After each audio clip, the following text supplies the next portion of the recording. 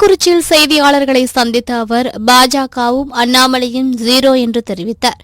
தமிழ்நாட்டில் நாடாளுமன்ற தேர்தலில் பாஜக முதலில் நோட்டாவை வெல்லட்டும் என்றும் அதற்கு பிறகு அவர்களை நாங்கள் பொருட்டாக எடுத்துக் கொள்கிறோம் என்றும் முன்னாள் அமைச்சர் ஜெயக்குமார் கூறினார்.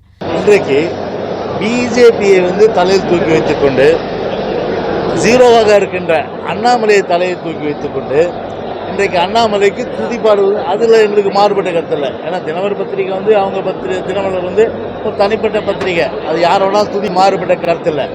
ஆனால் 0வாக இருக்கின்ற பிஜேபிக்கு ஒரு பெரிய அளவுக்கு முக்கியத்துவம், 0வாக இருக்கின்ற அண்ணாமலைக்கு ஒரு பெரிய அளவுக்கு முக்கியத்துவம் கொடுத்து அவர் எழுதுகிறார். ஆனால் எங்கள் இயக்கத்தை பொறுத்தவரை 2 கோடிக்கு மேற்பட்ட தொண்டர்களோடு கழகத்துடைய பொதுச் செயலாளர் அண்ணன் எடப்பாடியோட தலைமையிலே ஒரு எழுச்சியோடு இன்றைக்கு கழகம் ஒரு வெற்றி நடை போடுகின்ற ஒரு நிலை.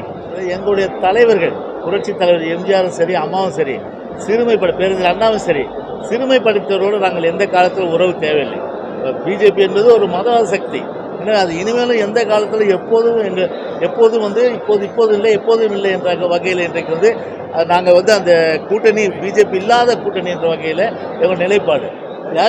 அவரை பார்த்து நாங்கள் எங்கே கத்துறோம்? அவர் ஒரு பொருட்டாவே நாங்கள் மதிக்கலை. முதல்ல இப்போ நோட்டாவை ஜெயிக்க சொல்லுங்கள், அப்புறம் நாங்கள் பொருட்டா எடுத்துக்கிறோம்.